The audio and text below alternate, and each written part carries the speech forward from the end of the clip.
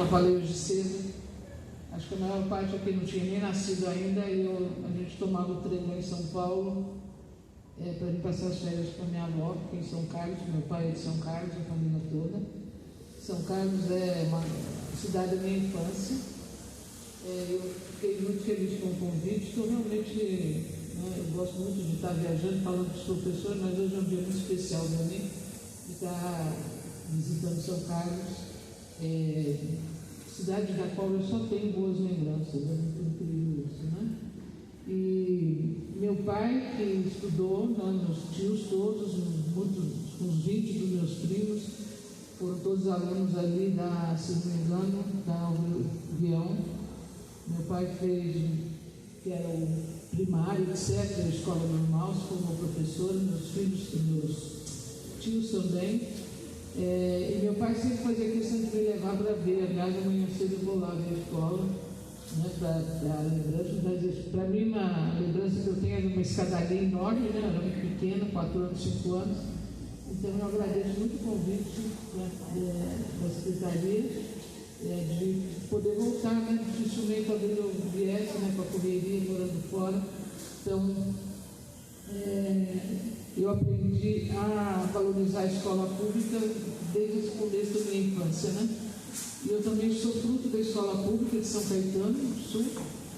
E se eu tenho esse currículo hoje, se eu estudei fora e fiz todas essas coisas, é porque eu tive uma escola pública por trás, que me ensinou muito bem, todos os professores, desde primário, eu tive ginásio, e científico, depois na Universidade de São Paulo, né? E nós temos que realmente prestigiar e valorizar aquilo que é um bem comum muito importante, que é a escola, e a escola pública para todos. A gente fica venerando em alguns países, né? Falando da Finlândia, né? E Singapura. Quando nós vamos ver, esses alunos lá estão aonde? Na escola pública, né?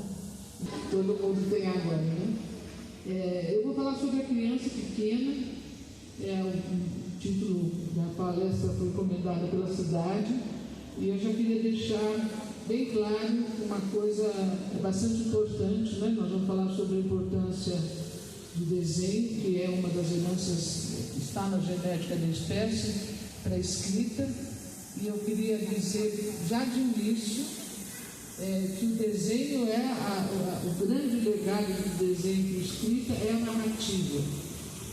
Nós estamos numa concepção de alfabetização no Brasil que foi se estudando muito, foi simplificando muito. Aprender a ler e escrever, e principalmente escrever, colocar em funcionamento a capacidade que a espécie humana tem de fazer narrativas com um sistema simbólico que foi inventado, né, ao longo da evolução da espécie. Então a escrita foi inventada em vários lugares, né, dos maias, dos chineses, onde existe o Iraque hoje, né, Lisur, eram povos que não tinham contato entre si. Muito curiosamente, a escrita vai ser inventada por esses povos mais ou menos no mesmo período, né? É um produto da evolução da capacidade humana de significar, dar significado às coisas, né? E também da possibilidade do trabalho cooperativo, né, de colaboração, que marcou a evolução da espécie, né? E aí nós vamos chegar na invenção da escrita, e da invenção da escrita logo em seguida nós temos a invenção da escola. E a invenção da escrita foi possível porque já havia sido inventada a língua matemática. A matemática, ela precede a escrita. A música precede a fala. Então, nessa evolução, nós estamos tendo, né, o desenvolvimento. Os neandertais cantavam, não falavam, depois o Homo sapiens, né, vamos desenvolver a fala, os fonemas, né, e aí o ser humano vai desenvolvendo a preocupação que ele tinha de fazer memória das coisas, e aí vai surgindo o desenho. Passa milênios, né, gente? A proto-linguagem. O que é isso, gente? Fotograma? Não está atrapalhando, né? Então, para não cortar mim. Não, é brincadeira. Ontem eu estava no Mato Grosso do Sul, no hotel, cortando grama. A hora que eu não estava fazendo palestra, eu falei, Eu chego aqui de novo, vou tacar. Então, eu vou falar um pouquinho de matemática também, porque a alfabetização está muito ligada à matemática, porque a escrita herda da matemática coisas que são fundamentais, que nós estamos deixando de ensinar para os alunos hoje, que é o valor posicional e a combinatória. Nós deixamos de ensinar para as crianças a morfologia dentro da alfabetização, que é a derivação das palavras, né, gente? Primitivo, derivado, aumentativo, diminutivo. Os verbos são... a conjugação dos verbos também segue o mesmo princípio da combinatória, né? E a combinatória vem da matemática, né? E com isso eu já vou trazendo para vocês uma coisa que eu acho fundamental de nós entendermos. Nós não podemos falar de alfabetização sem entrar no conceito do que é isso, porque a alfabetização é se apropriar de um sistema linguístico inventado. Um sistema é o que o nome diz, é um sistema. Tem elementos simbólicos e tem uma sintaxe. E a escrita de qualquer língua, seja ela alfabética ou ideográfica, né? Todas elas têm sintaxe, todas elas têm semântica, léxico, prosódia, morfologia e fonologia. E por algum motivo, nas últimas décadas, no Brasil está só se fazendo trabalho, só se falando na parte fonológica.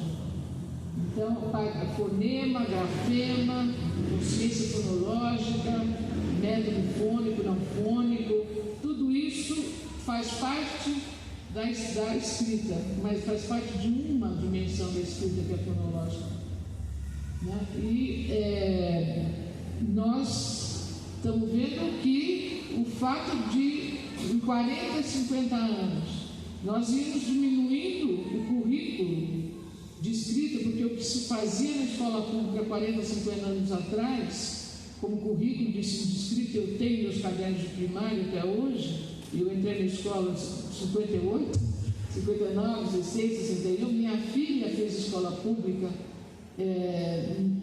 ela entrou em 88, 89. Esses currículos, o que se ensinava na docência da escrita, da matemática, quase não há mais. Né? E hoje nós estamos aí lidando com uma situação, né, do Brasil todo. Eu fiquei esses 3 anos e meio sem vir ao Brasil, porque eu ficava aí no vídeo, mas aí o Covid me pegou na Europa, lá eu fiquei, né? Eu tenho cidadania portuguesa, minha família de São Carlos é imigrante de Portugal. E eu chego ao Brasil e vejo que todos os dados do SAEB, de todos os estados, estão em declínio, todos, né? Peguei aqui de São Carlos, também toda a cidade que eu vou, estou pegando também, né? E aqui, nós vamos ver o quê? Que entre 100 crianças, só que um exemplo, aqui em São Carlos, as crianças de 5º ano em 2017, nós tínhamos 81 crianças dentro do nível adequado, não do desejado, do adequado dentro do SAEB. Isso quer dizer que 19 já foram para a Lua. Aí nós vamos ter essas mesmas crianças no 9º ano, nós vamos chegar até só 56 de 81. Ou seja, quase que só a metade. E São Carlos está ótimo em relação a outras prefeituras. Mas nós não podemos aceitar a ideia de que a criança brasileira, do ensino médio aqui de São Carlos, caia para, por exemplo, em matemática, vai sair lá de 77 para chegar em 35. Jovens que vão saber o básico de matemática, né? A nossa criança, o nosso jovem é tão inteligente, tão capaz como qualquer outra criança de qualquer país, de qualquer cultura, né? E nós temos que estar atentos para isso, né? E um dos fatores importantes nós temos que entender a importância da educação infantil, desses 6 primeiros anos de vida. E vocês vão ver que eu vou colocar os 6 anos na minha fala aqui hoje, porque a criança de 6 anos, hoje, todos os países que fizeram de 6 anos no ensino fundamental, estão vendo que a criança de 6 anos deveria ter ficado na educação infantil, né? E tem muitos países que estão voltando. A França, por exemplo, criou um sistema assim, que os 6 anos pertencem aos 2 agora, ela é transição, né? Há uma busca agora de organizar melhor esse currículo, porque nós quisemos colocar a criança de 6 anos numa situação que a neurociência mostra que o cérebro realmente não está pronto para aprender a escrever aos 6, né? Mas, como eu sempre digo, eu estou em neurociência já há mais de 50 anos, estudo do cérebro, faço questão de dizer, não é um cérebro, um órgão pairando lá, como está aqui no Brasil, parece uma coisa meio mística, é um corpo que aprende, é um todo, é um ser de cultura, não é um cérebro autônomo, porque se o cérebro coordena o corpo manda muita informação para o cérebro, né? Nós somos uma dinâmica muito biológica muito grande, né?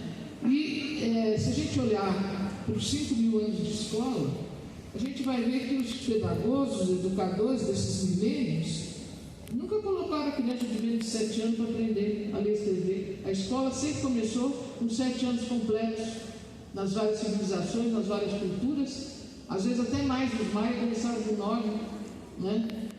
Finlândia hoje não tem nada de alfabetização antes dos 7, né? Nós estamos vendo assim, uma grande dedicação à educação infantil para cuidar do desenvolvimento humano. O que eu quero mostrar para vocês aqui é o seguinte: a criança na educação infantil, pelo próprio desenvolvimento humano, ela desenvolve o que eu chamo dos prelúdios da alfabetização, né? Então a escrita é consequente de um desenvolvimento infantil que hoje nós sabemos fundamental, né? Porque tem exatamente não só a ciência do cérebro e da mente, mas também a antropologia biológica, né? Eu sou antropólogo também, então na área de antropologia biológica, mostrando enormemente o que é esse bebê, principalmente dos 0 aos 2 anos.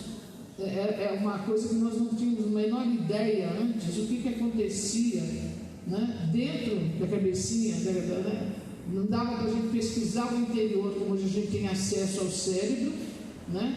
Mas ao mesmo tempo a gente começou a ver que,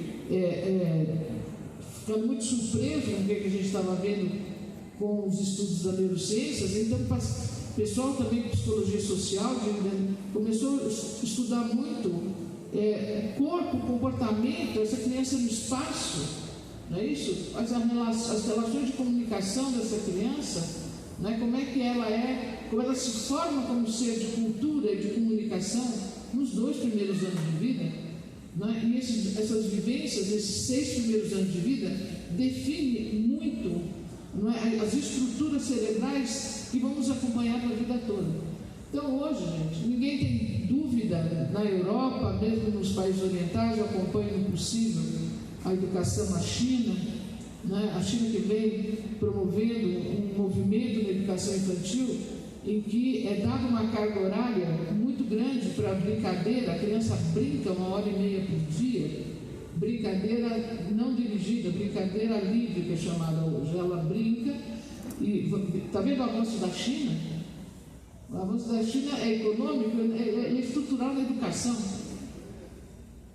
né? Então, a educação é o sustentáculo do país e nós não podemos continuar com esse jeito da nossa população não tendo a possibilidade de aprender e desenvolver aquilo que é normal e natural para todo ser humano, né? Então, nós temos que ver que hoje mesmo à noite eu saio daqui, ainda tem um negócio online, eu vou falar isso.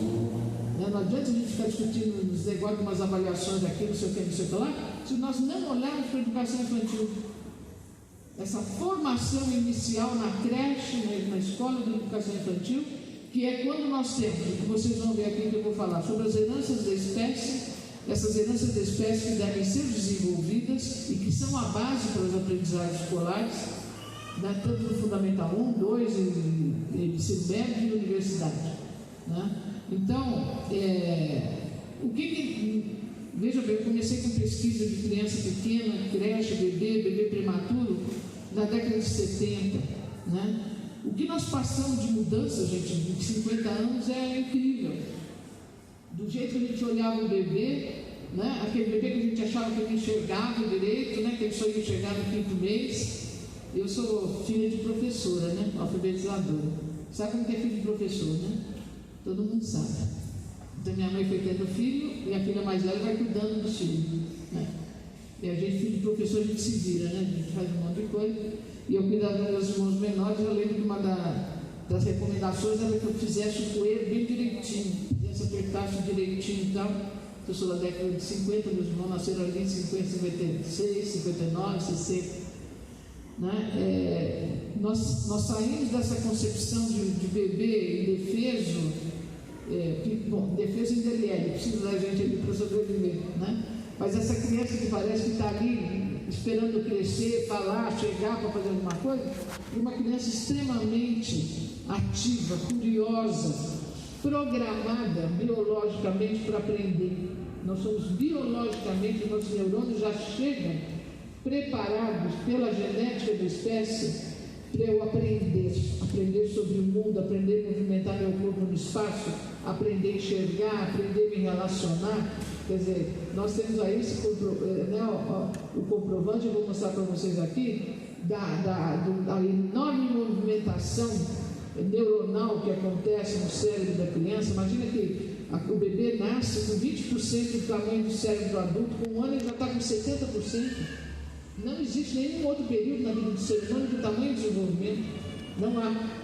Quer dizer, a quantidade de sinapses, de químicos e de neurônios disponíveis para fazer conexão é assim, que nem uma selva amazônica, de tanta coisa que você tem lá, né, nesses primeiros anos de vida, que mostram, então, hoje ou comprovam a importância desse período, né? Então, nesses 50 anos, digamos assim, que eu estou estudando, a gente foi vendo a mudança de concepção da criança, né? Eu participei de pesquisas em Paris, que foram as primeiras a mostrar que o bebê de 15 a 18 meses, se a gente colocar em grupo, sair o adulto, eles fazem organizações entre eles, já sabem fazer classificação, separar cilindro de quadrado, né? A gente vai começando a ter surpresas uma atrás da outra, né? Que essa criança não fala nada, mas entende a fala desde os 5 meses. Ela está entendendo quando você diz para ela, pega ali a bola vermelha, tem vermelho, amarelo e azul, e ela se dirige a vermelho e pega a vermelho de trás com 8 meses. Quer dizer, nós começamos a entender a fala muito antes de conseguir falar. Por quê? Hoje nós sabemos que o desenvolvimento da fala internamente está acontecendo no bebê desde a vida intrauterina. Hoje nós nem falamos mais em feto, vida, sabe? Porque nós consideramos os 9 meses de gestação como de desenvolvimento. Porque hoje a gente estuda o cérebro da criança dentro do útero materno, o corpo da criança. Como é que é o gêmeo que se comunica já com o seu irmão gêmeo que está ali, junto com ele. Já começa a vida social, já começa a fazer memórias. Né? A criança começa a fazer memórias musicais, de músicas que ouve, de vozes que ouve, de narrativas que ouve, a partir do 5º mês. Né? Então nós somos assim, nós vamos de surpresa em surpresa, viu, gente? Eu estou sempre estudando, né? Eu lancei um livro faz 1 ano e pouco, está esgotado, sobre o bebê de 0 a 2 anos, vou fazer a 2ª edição agora. Eu falo, meu Deus, em 1 ano e meio, o que já aconteceu no conhecimento novo que a gente tem? Né? Então, essa dinamicidade da infância, é lógico que ela tem que bater na educação infantil. Né? Nós estamos vendo o que nós estamos fazendo, porque nós temos neurônios que estão. Essa criança está muito aparelhada para entender o seu comportamento de adulto muito mais do que a gente imaginava. E não é só imitar movimentos com o corpo, não, é de criar comportamentos culturais. Então eu queria mostrar para vocês, 2 de manhã nem deu tempo. Não sei também, já vou mostrar aqui para dar tempo, não? Senão não dá tempo. Eu queria mostrar, eu sempre mostro vários segmentos de vídeo, eu queria mostrar 2 para vocês, que revelam, primeiro, uma coisa que eu vou falar muito aqui, que é o que está na herança da espécie. O que a criança pequena faz sem precisar o adulto ensinar para ela, ou mesmo mostrar o comportamento para ela copiar. Então, está na herança da espécie, né? A musicalidade, a música, eu vou falar sobre isso, e o nosso tema principal de hoje, que é o traçado, o desenho, né? A gente vê nos currículos, nos livros didáticos, ensinar as cores para as crianças. Nós temos uma área no cérebro especializada para cor, gente. Perceber as cores não precisa ensinar para a criança. Só se ela for daltônica. Aí ela vai confundir o vermelho com o verde. Ou se ela nascer com alguma anomalia, como existe, daquele que é cego de cores, né? Que é muito raro. Mas cor todo mundo vê, ele vai vendo conforme o meio que tiver. Eu trabalhei com grupos indígenas aqui no Brasil, na floresta amazônica, que a língua deles tem 17 palavras para verde. Por quê? Porque eles enxergam 17 verdes diferentes. Você vai na floresta e você fala: qual a diferença desse aqui para esse aqui? Para mim é tudo verde escuro. Não, professor, presta atenção. Aí você fica olhando, presta atenção, e para você continua sendo verde escuro, verde escuro. Você já perdeu a possibilidade de enxergar 17 verdes e nomeá-los diferentemente. Certo? Então aí ele ensina qual é a palavra para os 17. Não adianta, porque eu enxergo 6 e usa. Mesma coisa com o branco da neve, não é isso? O esquimó percebe um monte de branco. Nós temos branco homo, branco encardido, não é isso? Meus filhos que foram criados no hemisfério norte, eles sabem distinguir brancos na neve. Para mim é assim: ou a neve é branquinha porque acabou de cair, ou é suja porque já pisaram em cima. Deles não, eles pensam: não, mãe, isso aqui é branco assim, branco assado, branco não sei o que. Você não está vendo? Não estou vendo. Não estou vendo porque eu formo, até a minha percepção culturalmente, isso é tão importante. Por isso que hoje está assim, fortíssimo na Europa, nos países orientais também, enfatizar a vivência da criança na natureza, porque a natureza que explicita, ela mostra a diversidade, não é isso? Então hoje está assim: criança da educação infantil tem que ir para a natureza, tem que ir para a natureza, tem que ir para a natureza. Está na escola da floresta sem um tchan na Europa agora. Aí você vai ver, eu sigo as escolas da floresta lá, em que quase tudo é feito do lado de fora, todo o currículo é desenvolvido na natureza, e para eles tanto faz se está nevando, se está 2 abaixo de 0, 4 abaixo de 0. Não tem importância, a gente morre, né? Eu mesmo, meus netos já acham tudo morrer de pneumonia, porque fica lá 5 abaixo de 0, nevando e estão brincando lá fora. A cultura faz isso com a gente, né? Por mais que você saiba racionalmente, você, para nós brasileiros, frio, né, gente? Chuva, imagina sair na chuva. Mas nós sabemos que essa criança, nós somos, na verdade, uma espécie animal cujo meio natural é a natureza. Agora é interessante que as escolas da floresta na Europa, muitas delas vêm buscar o currículo, sabe aonde? Nas escolas indígenas brasileiras. Então, eu falei de manhã e estou falando em todo lugar, nós inspiramos pedagogias pelo mundo todo, gente, menos da mesmo. Então, é muito importante nós entendermos que a concepção de infância do indígena, não sei quanto conhecimento vocês têm em contato com comunidades indígenas, mas a concepção de infância está muito mais perto do que nós entendemos como infância, considerando o desenvolvimento global da criança, do que nós estamos fazendo com as crianças na cidade. Então, você vê que a fonte do conhecimento pode estar muito mais perto de nós do que nós pensamos. Então, eu vou mostrar aqui 2 vídeos das possibilidades. Primeiro, uma criança que está exercendo 2 coisas que são da herança da espécie, que estão na genética: a música, a musicidade e a teatralidade, capaz de ser performático, de usar nosso corpo para comunicar. A criança de 0 a 6 anos tem isso como a sua estratégia, a sua possibilidade principal. Comunicar com o seu corpo, principalmente antes de falar, não é isso, gente? Com o olhar, com o movimento, com os sons que faz. Ela passa 1 ano e meio construindo formas de comunicação que não são da fala, porque ela não fala, no sentido nosso de adulto.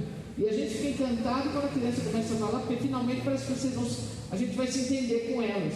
Só que elas estão se entendendo com a gente há muito tempo. E nós estamos respondendo para isso. A gente responde com olhar, a gente responde, não é isso, gente? Com modulação da voz. Por que a gente fala com o bebê como a gente fala? Cadenciado, mais devagar, não é isso? Repetindo 10 vezes a mesma coisa. Quer dizer, tem sabedorias que estão na espécie e que às vezes a gente não presta muita atenção. O bebê modula muito o nosso comportamento. A criança pequena. Então eu vou mostrar para vocês um videozinho aqui de uma menininha que está numa situação de música, num canto coral. Ela não está de frente para o maestro, ela está na lateral, ela não está vendo a maestrina, e vocês vão ver a performance dela, teatralizada, corpo, não é isso? Porque todas essas heranças da espécie, elas têm como base a emoção, o sistema emocional, né? Eu vou explicar um pouquinho mais isso. E o segundo vídeo é uma coisa incrível, que uma criança que tem um adulto, ou talvez uma criança mais velha, que leia para ela todos os dias, 5 minutos, 10 minutos que seja, né? Nós colocamos no currículo de educação infantil, no Viver a Infância, a gente coloca sempre uma narrativa, 10 minutos por dia, com o livro, né? Usando o livro, né? Porque vocês vão ver como é que se constrói comportamentos culturais em um ano de vida, numa criança que tem a experiência de ter, aqui no caso, a família, ler para ela todos os dias no livro, né? Na hora de dormir, não é isso? E ler livro para criança pequena não é assim. Ai não, é pequenininho, vão pegar coisa simples, sabe? A vaca muge, o boi não sei o quê. Não, gente, é para ler Cecília Meirelles, é para ler história, é para ler, é o sentido da narrativa, acostumar a vida da emoção, da química do sistema emocional, da situação de leitura, porque esse bebê que vocês vão ver aí, ela já constitui um comportamento cultural de ler. E quando a gente, né, na sociolinguística, na psicolinguística, a gente tem comportamentos, leitores, que a gente quer que o aluno de Fundamental 1 tenha. Essa menininha já tem todos, não sabe ler, não é que ela esteja lendo, mas ela tem todos os comportamentos de leitura. Ela sabe virar a página, o pai fala, ela sabe voltar para trás, ele aponta, ela responde, ele pergunta, ela aponta, não é isso? Aí a gente analisa, a gente passou essa pesquisa, que eu trabalho em pesquisa de leitura há muito tempo, né? Hoje a gente fala assim, não, vamos ver influência leitora, etc. Nós temos que entender o que é o comportamento de leitura. O comportamento de leitura, o olho, o movimento do olho, eu tenho que construir um movimento do olho novo, que é pegar o começo da palavra e para o fim, porque quem lê é o cérebro. Não tem aquelas coisas na internet, gente? Lê a primeira letra, a última, e você não é? E está tudo embaralhado no meio, e você desembaralha. O teu cérebro desembaralha, por quê? Porque você tem um conceito de sílaba. Você sabe quais são todas as sílabas de português. Experimenta fazer isso numa língua estrangeira para ver o que vai acontecer. Ou você sabe muito bem a língua, ou você não consegue ler nada. Então, eu vejo isso, quando eu faço isso, porque a gente está assim, na internet em tudo quanto é língua. Então, inglês, que eu domino muito bem, francês, eu faço rapidinho, né? Alemão, nem tente, não sai nada.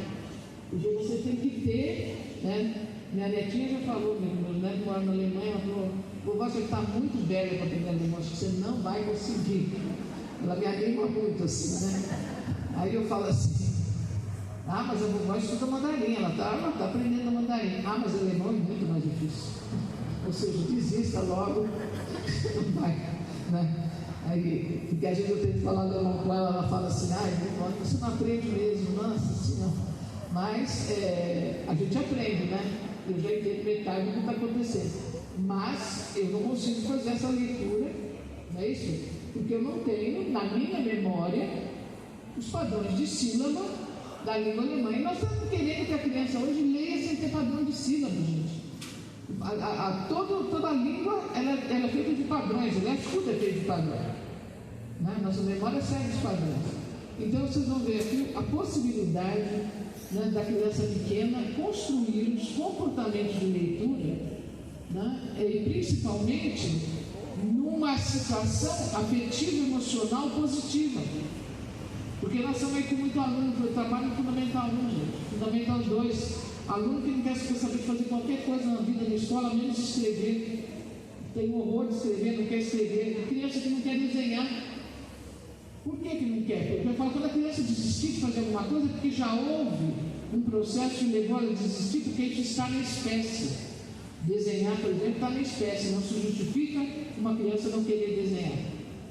É porque a gente, né, ficou dando folha mimeografada para ela colorir, não passar de negócio, não sai para fora, tem que ficar Quer dizer, inventamos coisas que são completamente não naturais do movimento infantil.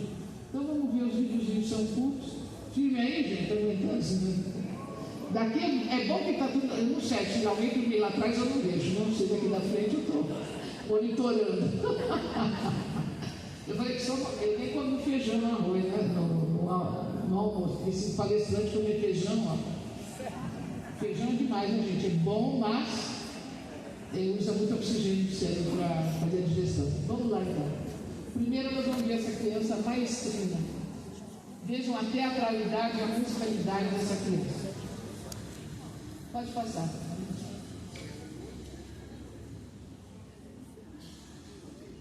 Cadê o som? Não tem?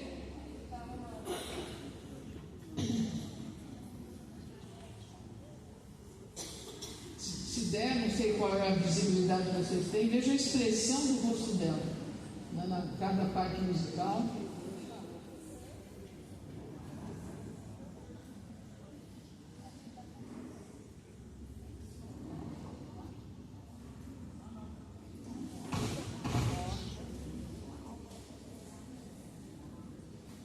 Tecnologia é ótima quando funciona. Não é, não?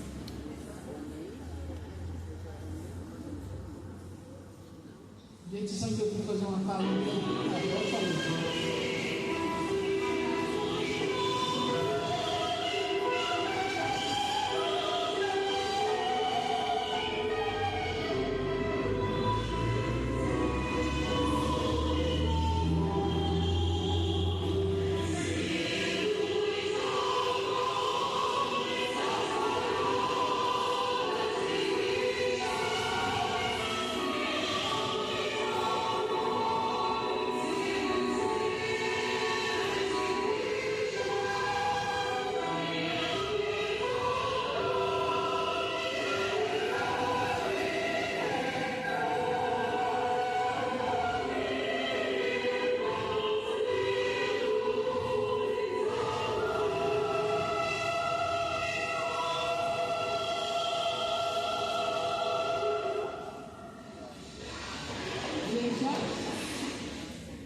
A maestrina do coral está aqui, ela não está vendo. E agora vamos ver a menininha lendo. Ela tem 1 ano.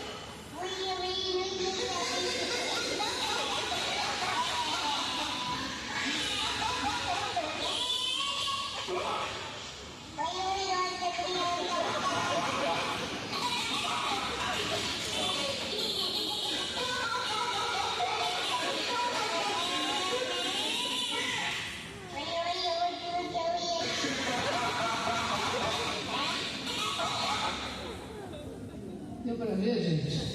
Isso está na internet, se quiserem, depois eu passo. Eu tenho um monte tem uns de pesquisa que eu não posso divulgar, mas hoje os pais ficam exibindo os filhos assim, a gente tem um monte de coisa na internet. Estou vendo que estão filmando, se quiserem dos links, a Alice já tem, mas eu passo para vocês. Deu para ver, gente? Então, o que acontece? Ela está ali lendo o livro, tem um script já, não é isso? Eu viro a página, volto, e ela está seguindo esse script. Eu já fiz análise do movimento dos olhos dela, né? A gente vai ver que ela, não é que o olho dela está voando em qualquer lugar, não, ele está seguindo da esquerda para a direita, de cima para baixo. Não é isso que eu tenho que construir para ler, não é isso? O nosso movimento cultural, porque se fosse japonês ia ser o contrário, né, gente? Eu estudo mandamento, tem que ser tudo do lado de lá para cá, a gente fica bem confuso, né? Eu sou disléxica, né? Mas fica mais confuso ainda. Mas ela tem, né? E ela vai, quando ela pega e volta, ela não volta lá em cima, ela volta no ponto que ela parou e continua para baixo, né? E esse vídeo mostra também outra herança da espécie, que é a ludicidade. Nós temos a musicalidade, a teatralidade, né? Nós temos o traçado e desenho, está na herança da espécie, a ludicidade, como está na herança da espécie, o adulto também. Nós temos área para o humor no cérebro, né? E o que está se construindo é uma relação afetiva positiva da leitura, certo, gente? Quando ela for lembrar de leitura na vida dela, né, isso aí está marcado como memória de longa duração. É uma situação prazerosa de comunicação humana, né? Então, mas aí a folha solta, está fora do script que ela conhece, a folha sai do livro de escola. Vocês viram que ela fica sem saber o que faz com a folha.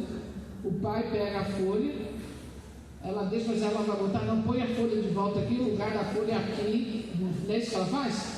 E segura o livro aqui, né? Vocês viram? Ela pega o livro, segura aqui, segura a folha, 1 ano, né? Então, ela tem todos os comportamentos linguísticos de leitura. Só falta aprender a ler o símbolo com o significado. Agora, toda vez que essa menina for fazer leitura, é a lembrança afetiva na memória de autobiografia dela, que ler é um momento de prazer, de alegria e de descoberta, mesmo que tenha imprevistos e coisas que você tem que solucionar, como, por exemplo, arrancar a folha do livro. Então, eu dou curso, né, só pegando esses vídeos e analisando, porque nós estamos vendo aí o que está na genética da espécie. A teatralidade da menininha que vai, parece que ela estudou. Eu fiz, né, porque eu estudei música formalmente, sou formado em música, né, depois continuei estudando. Você tem aula de ser maestro, ela vai fazendo negócio, porque os gestos do maestro, não é isso, dá ênfase da emoção, é isso que o maestro faz, é isso, carrega esse som. Eu acho impressionante. Eu tenho vários vídeos de crianças de até 3 anos conduzindo música, né, sem nunca ter estudado música, sem ter vivido com nenhum maestro, nem nada. Está na genética da espécie. Então, nós temos que entender que o currículo da educação infantil é a expansão daquilo que está na genética da espécie. Então, isso aqui não é propaganda, mas é o que eu estou falando em todo lugar que eu vou, porque eu estou muito abismada como o Brasil vai indo ladeira abaixo na sociedade a concepção do que é pedagogia. Logo que eu cheguei no Brasil, eu fui entrevistada por um órgão de comunicação, um veículo de comunicação muito conhecido, e o jornalista, tive uma discussão com o jornalista, porque ele queria que, ele falou, não, professor, aqui tem que ser tudo com evidência científica, porque está tudo com evidência científica agora, gente, tem que ser alfabetização na idade certa, alfabetização com evidência científica, não sei o quê. E eu, como cientista que sou, eu pergunto, evidência científica de qual ciência você está falando? Quem que dá cientificidade para uma questão da pedagogia? Nós, da neurociência, não. Antropologia, não. Psicologia, não. É da própria pedagogia. Agora, eu fui falar para ele, falou, não, o negócio assim, se você não aprende. Então, aí eu quis dar exemplo, né? Eu estou há 30 anos com projeto de escrita, com prefeitura, com os alunos que estão aprendendo, fui dar exemplo de professora que fez isso, o aluno aprendeu, não sei o quê. E ele falou, não, professor, eu não quero saber disso. Eu falei, mas eu estou te dando evidência científica pedagógica, para você pôr aí no jornal. E ele falou, não, mas pedagogia não é ciência, professor. Ciência é o que a senhora faz, ciência do cérebro. Eu falei, o senhor está desinformado. Ciência humana não existe? E a pedagogia é opinião, porque no país é isso, todo mundo acha que a educação é da opinião. Eu acho assim, eu passei na escola, não é isso, gente? Médico é assim, vai pela opinião? Então nós precisamos, estou falando para todo mundo, nós temos no Brasil que resistir a essa questão social e dizer que pedagogia não é ciência. Que quem dá aula ali educação infantil não precisa, uma coisinha assim, ó. Não é isso, gente? Eu estou em educação infantil desde a década de 70, as leis que fizeram, eu participei delas todas, né? Essa conversa de que é uma criança pequena, brinca ali, nem precisa muito, a pessoa pode ganhar qualquer salário, não ser formado, não sei o quê. É o contrário. Quanto menor a criança, maior conhecimento eu preciso ter, porque da importância. O professor de educação infantil vai marcar muito mais o cérebro dessa criança nas suas memórias do que o de fundamental 1. Isso é evidência científica. Eu sei que eu fiquei discutindo com o jornalista, pergunto se saiu a matéria, até hoje não. Ainda bem, porque senão ia também acabar com a minha raça no jornal. E eu falei para ele, está errado isso. Né? Pedagogia é uma ciência, é a ciência de criar memórias no outro. Em qualquer nível de educação, o que o professor faz é buscar, através do seu trabalho pedagógico, do seu método, ou não é, gente? Conseguir fazer memórias duradouras, de longa duração, na cabeça do seu aluno, seja de educação infantil, seja no pós-doutorado. É esse o nosso trabalho como educador, ampliar a experiência humana. Então, eu deixo aí e eu conclamo todos os professores a rebaterem, né, essa coisa que está muito forte no Brasil, de que, primeiro, a coisa vai caindo assim, porque o professor isso, porque eu não sei quem, já até lá, com um monte de conversa, né? Nós temos que trazer a questão, né, para o ponto certo. Num país em que nós tínhamos uma escola normal, que foi o que meu pai fez aqui no Alto Guião, que minha mãe alfabetizadora fez lá na Escola Caetano de Campos de São Paulo, que havia um currículo de formação de professor, né, que é um currículo que bate exatamente com o currículo que a Finlândia faz hoje do educador deles. E que se você for estudar para ser professor nos Estados Unidos, você vai pagar, os cursos mais caros são aqueles que têm exatamente o que a escola normal fazia 50 anos atrás, 60 anos atrás no Brasil. Essa escola normal sumiu, né, gente? Veio a pedagogia, botou a gente na academia para fazer as coisas, porque a gente que não tem experiência de escola, e aí vai crescendo. Então nós temos que realmente buscar o conhecimento, mas entender que na história da pedagogia do Brasil estão muitas respostas do que nós precisamos hoje. Eu não sou nem da história de educação, eu estudei sociologia, mas não estou falando isso porque eu entendo de aprendizagem. E eu sei que com o que está de docência hoje, de formação que o professor tem, não dá para a criança ser plenamente alfabetizada, que é saber fazer aos 7 anos a sintaxe básica, sujeito, verbo, predicado, ponto final, pontuação, não é isso? Então nós não estamos ensinando a criança a escrever, nós estamos, quer dizer, em muitos lugares, dependendo do método, uma confusão entre psicogênese da escrita para o que é genético da escrita. Quando você fala gênese é origem, não é isso, gente? Não é que é genético, não há genética da escrita. Ler e escrever são aprendizagens culturais. E ler e escrever são coisas distintas. Tem coisas comuns, eu vou mostrar aqui para vocês, mas eu posso aprender a ler muito bem uma língua, inclusive a matéria, e não saber escrever nada. Eu não sei quantos professores, eu estou no Fundamental 2 agora, lá na periferia de São Paulo, Fundamental 1, e eles falam que o aluno, o professor, ele responde tudo para mim, mas na hora de escrever ele não escreve nada. Eu falei, não tem nada que ver a oralidade com a escrita. Agora nós falamos que para escrever eu tenho que ver como é que eu falo, olha a confusão, né? Para falar, nós temos duas áreas que são dadas que o bebê tem desde que nasce, desde o útero materno, para compreender a linguagem e para emitir a linguagem. Está lá na genética. Para escrever, eu preciso de 17 áreas do cérebro, mais do que comprovado. Tanto alfabética, quanto conceitual, quanto falar com as libras, né? Comunicar com a libra. Para escrever, eu preciso de mais 4. Eu posso, então, ler muito bem uma língua e não saber escrever. Mandarim, eu estou me concentrando mais na escrita. Eu comecei já muito velho, né, gente? E precisava muitas horas de estudo diário, porque a língua é difícil. Você pode aprender a escrever e não saber falar aquilo lá. Porque o mandarim tem alturas, tem 4 tons diferentes, etc.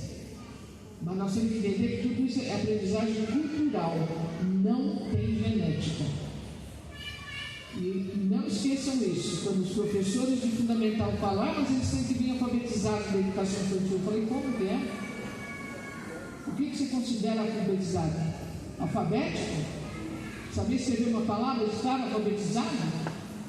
Eu estou no 5º ano lá agora, os meninos fizeram assim, eu fiquei lá acompanhando 97 crianças de 5º ano, né? 5 foram para o 6º ano com capacidade de escrita para enfrentar o tempo fundamental dos 5 dos 97. Mas a gente vai continuar agora, estou combinando lá com a escola estadual, para ver se continuando dando apoio, porque foi muito no 5º ano, que os alunos, na avaliação, escrevam uma crônica com tema de saúde. Aí o menino escreve uma lista de salada de fruta, melancia, não sei o quê. Aí eu conversei com ele e falei, mas pediu uma crônica, tema de saúde, com uma criança que a gente nem ensinou a fazer assim, então esse básico, eu gosto de laranja. Aí ele falou para mim, não, é que fruta é saudável, é bom para a saúde. Para ele, quanto crônica, gente, tem visto, está tudo no mesmo, né? Então nós temos que prestar atenção, né? Eu falo muito para os professores de Fundamental 1, não é tarefa da educação infantil, do ponto de vista do desenvolvimento humano, alfabetizar uma criança dentro de um conceito que nem é o da alfabetização. A tarefa da educação infantil é exatamente desenvolver os prelúdios da alfabetização. E os prelúdios da alfabetização, eu tenho 2 falas na Undime nacional que estão lá, só vocês entrarem no MEC, no convite, né? Que os prelúdios que estão, que é o que eu vou mostrar para vocês aqui, é exatamente o que a criança da educação infantil tem que fazer, pela idade dela. E que não é novidade, porque os currículos de educação infantil de São Paulo, quando começou a educação infantil em São Paulo, eram assim. Tinha exatamente isso, tinha música, tinha bandinha, lançava poesia, brincava de conto, de teatrinho, de não sei o quê. Né? Eu tenho 2 tias que foram formadas lá da minha mãe ali, e que foram a primeira turma de professores de educação infantil da Escola Normal de São Paulo, lá na década de 20. O currículo delas, né, era esse o currículo da Escola de Educação Infantil. Depois da Segunda Grande Guerra, que nós começamos a querer seguir o modelo norte-americano, né, e chegamos nessa conclusão agora de distanciar do que é o desenvolvimento infantil. Então, vamos ver o que é, né, principalmente na questão do desenho, que é o que foi colocado. Então, eu considero que cabe a pedagogia garantir a realização das heranças da espécie no âmbito escolar. Vamos ver agora o que é, não dá tempo de eu falar do currículo, organização de espaço tempo, que é fundamental, né? Mas vamos ver quais são as heranças da espécie. Herança da espécie é aquilo assim, ó, eu já nasci com essa carga para fazer isso. Primeiro, 2 primeiros anos de vida, ficar de pé e andar. E falar. São as 2 grandes realizações, não é isso, gente? E vocês vão ver aqui, eu vou mostrar. 2 anos para o cérebro entrar em funcionamento. O bebê nasce, entra algumas áreas em funcionamento, 3 meses mais uma, 3 meses, por exemplo, entra uma que vai permitir o bebê esticar o braço, pegar um objeto e trazer para ele. Cada área que entra em funcionamento muda a relação desse bebê com ele. Depois ele vai ter a conectar com o bebê, a postura, né? Depois vai engatinhar. Ninguém precisa engatinhar na frente do bebê para ele sair engatinhando, gente. Ele vai porque está na espécie. Então, herança da espécie é aquilo que está dado na espécie e que são as possibilidades, primeiro, de comunicação humana. Porque nós somos uma espécie de comunicação. E o ser humano, nós só chegamos onde nós chegamos hoje, né, na cultura, na tecnologia, etc., porque nós somos uma espécie capaz de colaborar com o outro. Embora a gente esteja vivendo uma época meio estranha no mundo, não é isso? Nós somos seres de colaboração, a gente tem áreas no cérebro para se relacionar com o outro. Né? Nós identificamos na neurociência áreas que formam o cérebro social. Nós temos um cérebro social, né? Que ele permite que eu veja o outro, e veja como que o celular hoje está pedindo isso. Está impressionante, né, gente? Porque você vai no restaurante, os casais estão assim, cada um olhando seu celular, só falta conversar pelo próprio celular. Não é isso? Criança, mal que ali já dá o celular na mão. Né? O celular não é do mal, não, eu acho ótimo. Mas o uso do celular, eu dei uma entrevista sobre isso agora, essa semana para a televisão. Eu falei, não é o problema da tecnologia, é o erro do uso da tecnologia que nós estamos incorrendo enormemente, prejudicando a nossa saúde mental, a saúde mental da nossa família, não é isso? Porque, quimicamente, o celular, ele vicia. E você tem que fazer tratamento de desintoxicação como se você fosse viciado em cocaína. Eu já vi criança de 4 anos da Inglaterra em tratamento de desintoxicação do celular que tem crise de abstinências horrorosas. Né? Então nós temos que entender que não é. Nós temos também que usar adequadamente tudo aquilo que a humanidade vai criando. Mas nós somos uma espécie capaz de comunicar com o outro e de cooperar. E os estudos todos de justiça social na criança pequena, no bebê, né? Nós somos, o bebê, ele vai mostrando, eu gostaria até de poder dar muitos exemplos para vocês aqui, ele vai mostrando como ele presta atenção no outro, como ele é empático, como ele reparte as coisas, como ele não é racista, ele não tem preconceito, tudo isso é aprendido.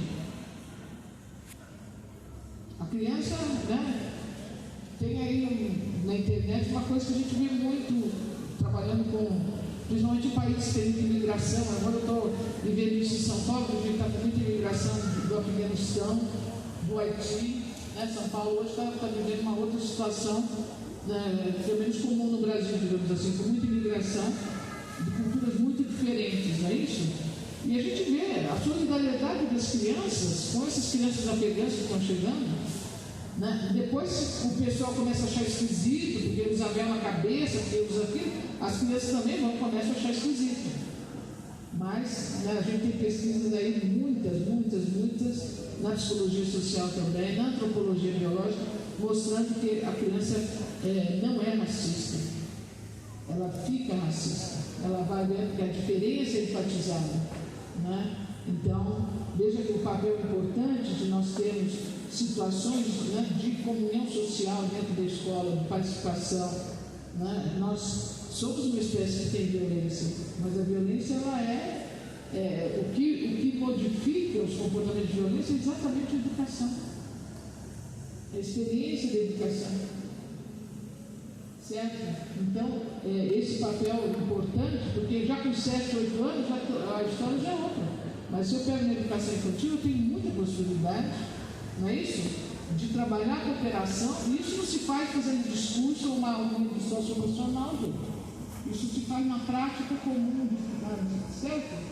Na partilha, no jogral que a gente faz junto, no campo, no respeito ao material do outro, do empréstimo, sabe? Isso são coisas a gente se forma assim no cotidiano, na família, assim como a gente forma na escola. Agora, a escola não é família. A escola é muito mais rica que a família, porque a escola é um congregado de crianças da mesma idade, com um grupo de adultos, que são especiais esses adultos educadores, porque eles são mais preparados para lidar com a criança, com o jovem, do que os outros adultos da comunidade. O professor é sempre o grande recurso de uma comunidade social. Finlândia percebeu isso, né? Os países escandinavos perceberam isso. Singapura percebeu isso. É muito interessante que esses países que brilham aí, eles têm uma preocupação muito grande na formação e no desenvolvimento dos próprios professores. Bom, outras heranças da espécie, a função simbólica, que é o exercício da função simbólica, que vai possibilitar que eu aprenda a ler, escrever, matemática, etc. A função simbólica se desenvolve enormemente no terceiro ano de vida, depois que a criança faz 2 anos, até os 6 anos. E onde que ela está nessa idade? Na educação infantil. O sistema emocional, outra herança, o sistema de recompensa, né, não vai dar para falar deles, a ludicidade, aí é uma herança da espécie, nós somos uma espécie lúdica, né? E os sistemas expressivos. Eu vou falar com vocês mais sobre os sistemas expressivos. Pode passar isso. Quais são os sistemas expressivos que estão na genética da espécie? Musicalidade, vocês acabaram de ver, ficou claro, gente? Teatralidade, o traçado, o desenho, a dança e a ludicidade. Então, esses são os eixos do desenvolvimento da criança. Curiosamente, são as formas que o adulto artista vai usar depois, não é isso? Vai ser músico, compositor, cantor, pintor, desenhista, não é isso? Essa capacidade genética da espécie, com a experiência cultural, é que forma o artista. E tudo isso tem como base o quê? A emoção, o sistema emocional. Aquilo que nos contagia com o outro. Porque o artista, seja lá a forma de arte que ele fizer, ele quer comunicar alguma coisa que ele sente, que ele pensa, não é isso, gente? Através do meio de uma arte que ele pratica. Isso tem origem nessa genética da espécie. E aí nós vamos, dentro dos sistemas expressivos, nós vamos ter que a escrita é sistema expressivo e ela é objeto de conhecimento. Então, objeto de conhecimento é quando eu aprendo o sistema para escrever e para ler, tá claro?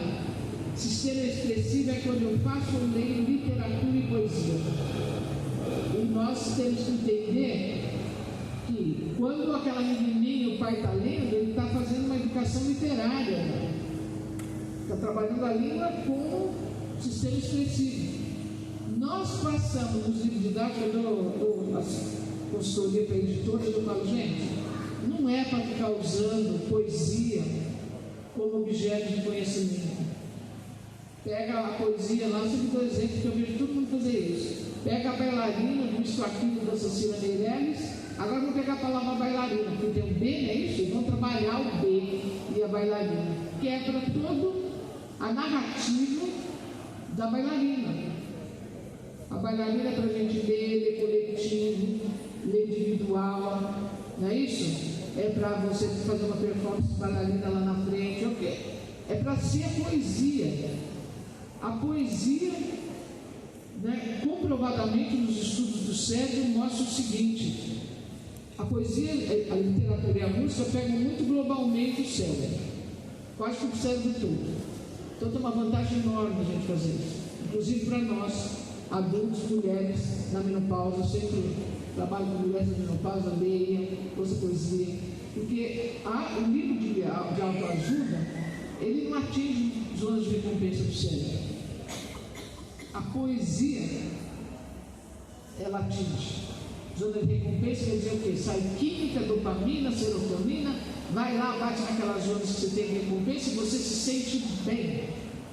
Queira ou não queira, você ouvir música, se você fizer mais música na escola, todo mundo vai se sentir bem, porque não é se eu quero ou não. A música provoca liberação de dopamina no cérebro. Libera químicas que me fazem sentir bem. Até quando eu estou triste na fossa. Porque a música faz o quê? Você fica mais triste ainda, não é isso? Né? É ou não é, gente? Né? Eu trabalho muito com música e comportamento. Aí eu falo assim, minha mãe está assim, está deprimida, eu vou pôr uma música alegre. Não põe música alegre, não, põe bem triste mesmo, que é para ela chorar. Porque quando você está triste e você ouve uma música triste, significa que outro ser humano já passou a mesma tristeza que você. E aí chora todo mundo junto e você se alivia, não é isso? É ou não é? Mais ou menos? Não, é verdade, gente. A música tem esse poder de fazer a gente entrar numa emoção coletiva, é ou não é? E você não precisa saber a língua da música, pode ser inglês, pode ser turco, pode ser o que for. Nós entramos, né, porque nós somos cérebro musical, né, e temos essa capacidade de emoção. Então, gente, na alfabetização eu falo isso para o Fundamental 1 o tempo todo. Tem que entender que a alfabetização é lidar com essa beleza da apropriação do sistema escrito para a literatura e para a poesia, que é uma parte do seu planejamento, é a educação literária. A outra é eu aprender a sintaxe, a semântica, o léxico, certo? A morfologia, a prosódia, e não somente a fonologia. Está impressionante os testes são de fonologia. Faz os professores fazer curso de consciência fonológica e fica uma discussão. Professora, a senhora é a favor do método fônico ou não sei o que, não sei o que lá. Eu sou a favor do método que a professora quer usar, porque a professora sabe muito mais que eu. E as pesquisas mostram o seguinte: nenhuma professora segue um método só, gente. Professor dá nó em pingo d'água, se o aluno não aprende assim, ele tenta não sei o que, não é isso? Você recorre à sua memória de aluno, você recorre, né? O que não dá é para ficar recorrendo para a internet, imprimindo o exercício que está lá, porque ensina, pega o método, que é método, hipótese da escrita, e depois dá exercício que tira da internet, não tem nada a ver com a hipótese da escrita. Porque eu faço questão de ir para a escola e pegar o caderno, não para ficar vendo com o professor, para a gente estudar isso. E aí eu falo para os, olha aqui, esse exercício não tem nada a ver com hipótese de escrita. Como é que o aluno vai formar uma memória? Né? Então veja que o que é ciência, o que a minha ciência, o meu conhecimento científico pode ajudar é esclarecer o que está sendo feito. Mas eu não me põe numa turma aí, no dia que a escola estava tamanha confusão, não tinha professor, ficava uma confusão, né, gente? Chegava e fala da professor, não tem professor. Eu fui lá para fazer uma reunião, enfim, falei, eu vi, o negócio está complicado, hoje sabe se pegar essa quinta série? Eu falei, euzinha, quinta série? Não, meu filho, pelo amor de Deus, não tem professor, não dá para a gente pôr, a outra já está com 2 turmas, lá fui eu para a quinta série. Gente, os meninos subindo para cima das cadeiras. O que eu faço uma quinta? Quanto tempo eu tenho que ficar aqui? 3 horas e meia. Não deve chamar São Vigócio, Piaget, nada disso, essa hora. Agora, como eu sou professora de música, sou musicista, fui professora de música, sei pedagogia musical. Gente, hoje é o seguinte, não, mas só não é cientista, eu não sou cientista, mas eu sou musicista. Como eu sou cientista, porque as pessoas me apresentam como cientista das coisas. E nós vamos fazer música aqui, aí foi, ritmo, não sei o quê, o maior sucesso, lógico, porque eu sei pedagogia musical. Mas na hora que me mandaram para uma quinta série, eu queria fazer uma vez. Estou aqui que eu vim fazer nessa escola. Não é isso? Porque do jeito que estão as crianças, né, gente? Que não escuta, que não tem treino de atenção, educação de atenção, né? Que se desenvolve na percepção segundo o TikTok.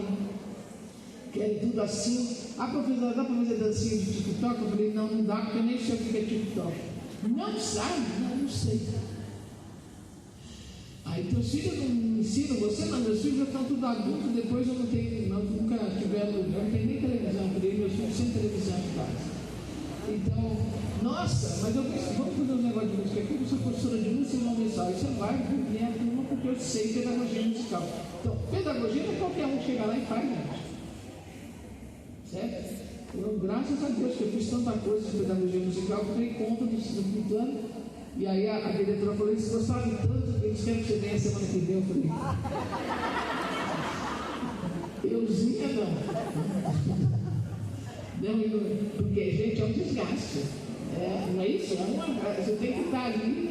Bom, então, ficou claro isso, gente? Escrita é objeto de conhecimento e o tarefa da educação infantil é introduzir a criança a essa maravilha da narrativa. E aí o desenho é fundamental, porque o desenho é uma narrativa. O desenho é o precursor da narrativa da escrita. Então vamos ver aqui. Esse é o nosso cérebro, todo mundo tem o cérebro igual, com as mesmas partes, a menos que tenha alguma lesão, algum acidente, né? Mas a natureza é muito democrática, todo mundo tem seus neurônios, suas substâncias químicas, os elétrons, etc.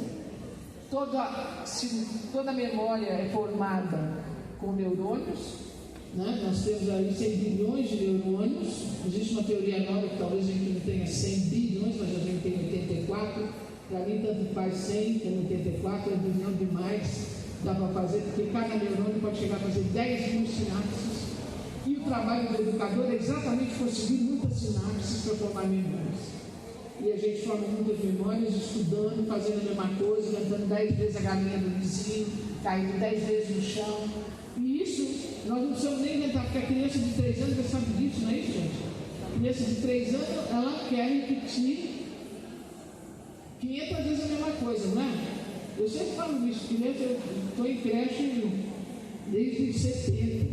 Eu vejo criança de 3 anos, ela não anda, ela corre. 4 horas da tarde vai terminar o período, 5 elas estão assim como se acabou de chegar. Na França, na Espanha, no Brasil, no interior, não sei aonde, a criança lá, não é isso? Hoje nós sabemos, ela tem o dobro da glicose, o dobro de sinapses no cérebro dela em relação ao adulto. Desistam, ela é o dobro da sua energia. Entenda isso, né? Faz parte do movimento. Então, quando eu digo que a função da pedagogia é formar memórias, é exatamente isso que nós fazemos. Tentar fazer memórias que fiquem, né, gente? Porque o professor desanima, eu ensinei ontem, ele sabia, hoje ele não sabe. É por isso que é mais justo. E quando chega de férias, metade do que te ensinou no primeiro ano já passou a borracha, agora voltando, não é isso? Porque aquilo que ensinou em outubro, novembro, gente, já foi para a lua. Não deu tempo de formar memórias de longa duração. Né? Eu falava quando eu estava no MEC, não adianta, por que vocês deram mais um mês, mais 20 dias letivos, para ficar fazendo de conta? Porque já ninguém tem mais energia para nada. É verdade, é ou não é? Então, nós temos esses equívocos ainda para serem corrigidos. Pode passar. Então, a criança pequena que vocês trabalham, ela tem os 5 sentidos. Ela tem a coordenação, o movimento, a parte motora. Hoje, nós entendemos o movimento como o 6º sentido, e é exatamente esse movimento que a criança vai começar a usar para sistematizar o seu próprio movimento, que é através do desenho. E o desenho está na genética da espécie. E esse bebê começa a traçar, né, desde o momento em que ele tiver a postura necessária e o controle muscular para ele poder fazer, não é isso, um movimento que vai comandado pelo cérebro dele, mas é um movimento tão importante que na hora que a criança faz aquilo, e suca a terra, e suca a areia, e as crianças indígenas lá, a folha de árvore, o papel, ela vê que o movimento dela faz aquele suco, esse movimento informa o cérebro dela. E o que ela vê ali também informa o cérebro dela. Essa é a gênese da escrita. O meu movimento significa alguma coisa.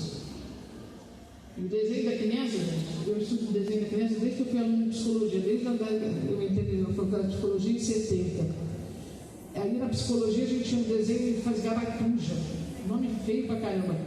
Garatuja, parece que, né? Depois assim, não, a criança faz rabisco. Não ofenda a criança, que rabisco? A criança está fazendo composições gráficas que estão na espécie. E ela se dedica a isso.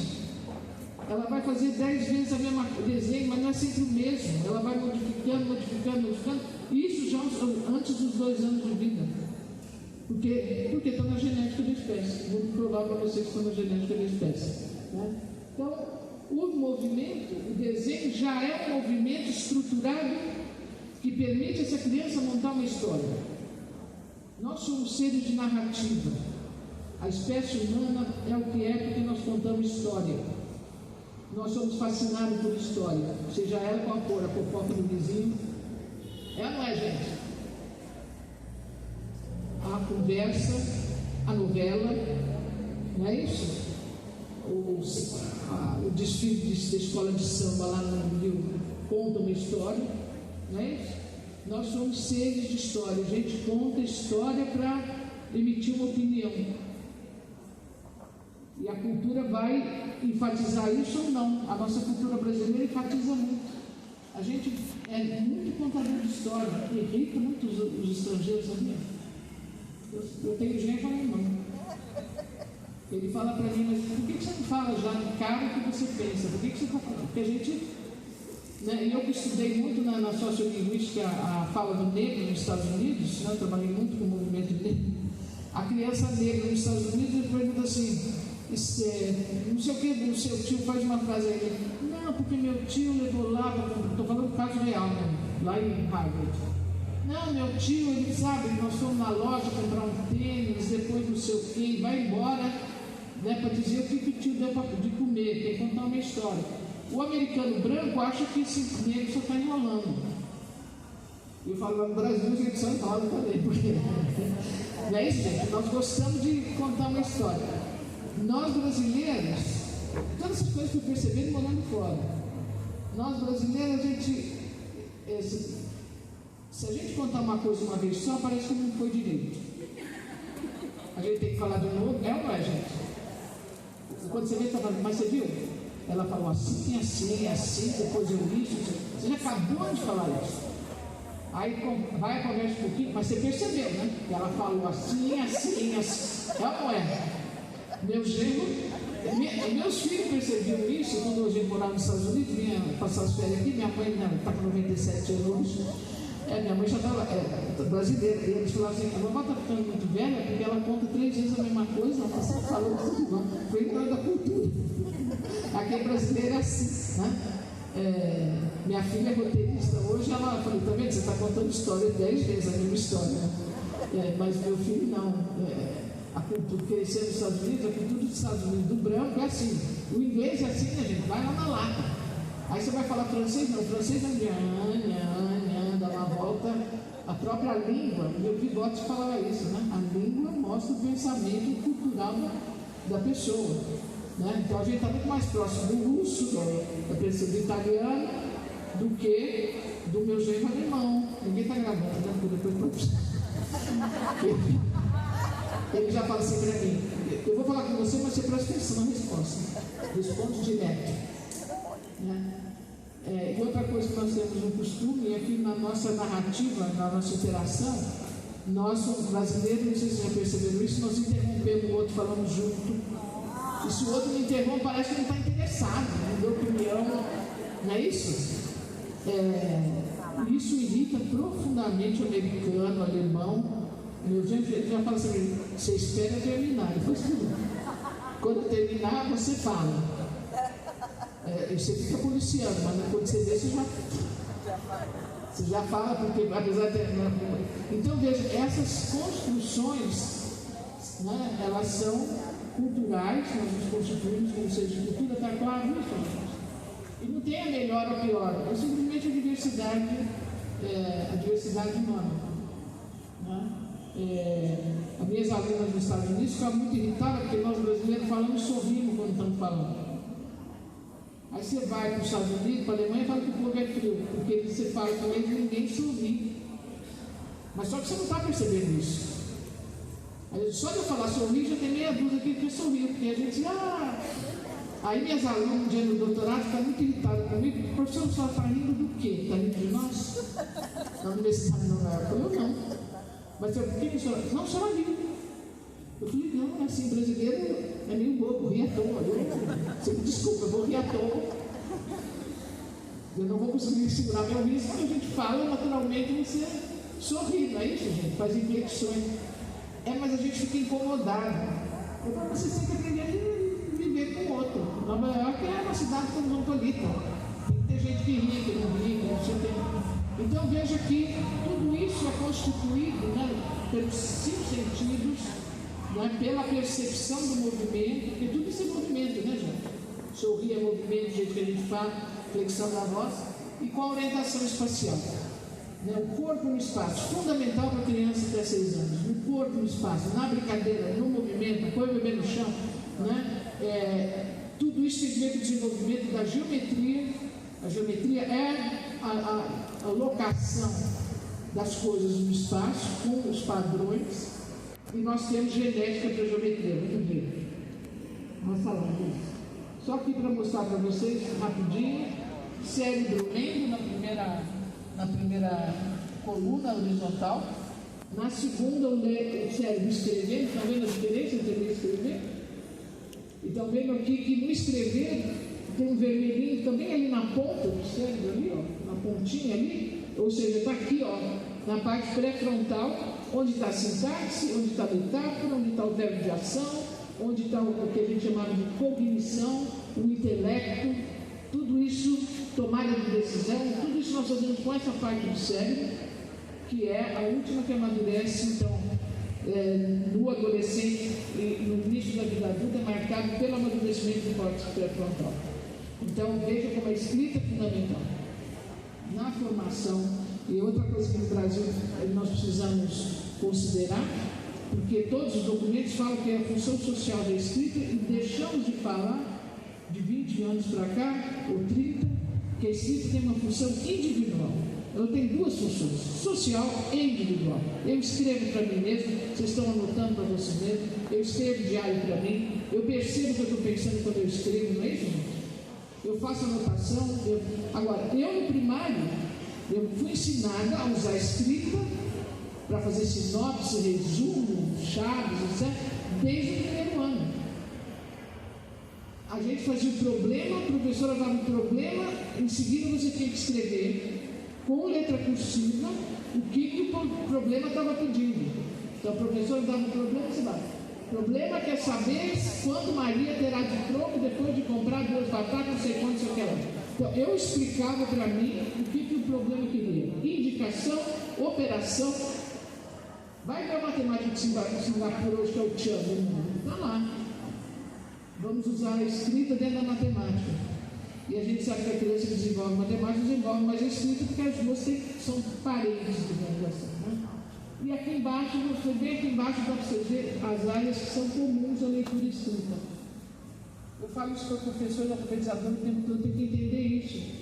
E se, pode passar o próximo, se na educação infantil eu pegar as 17 áreas da leitura, que tem a área da música, da rima, não é isso? Da imagem, do ritmo, o meu material de matemática, não tem matemática para todos, toda página do material tem uma linha de ritmo para bater,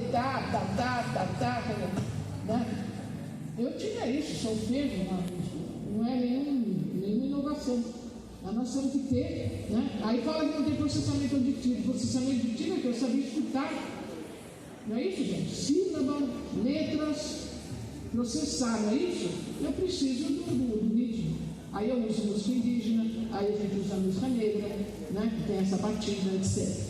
Então, essas áreas todas, que vão precisar ser interconectadas na alfabetização total, para que o aluno entenda o texto, elas são desenvolvidas pelo trabalho da educação infantil das heranças da espécie. Então, crianças que têm educação infantil em pleno desenvolvimento, né, como acontece na Finlândia, na China, agora na Suécia de novo, ela chega 7 anos escrevendo sem nenhum problema, ela se apropria da escrita sem nenhum problema. Gente, não há pesquisa ainda, e eu sigo isso muito de perto, que mostre que uma criança que começou aos 4 anos a escrever seu nome, chega aos 10 anos sabendo mais de leitura escrita que aquela que começou com 7 anos ou mais. Não há. E eu vou mostrar por que acontece. Passa a prova, eu já estou preocupado com o tempo. Não estou preocupado.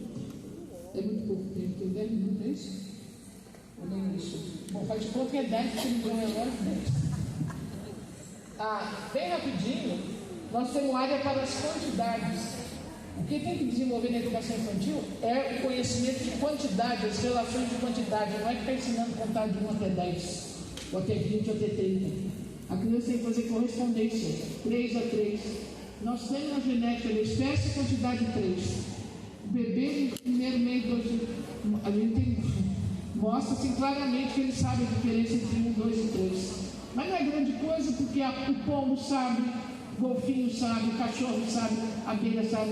A quantidade está na genética da espécie animal por uma razão, né, da evolução do predador, etc. Do 4 para frente, aprendizagem cultural.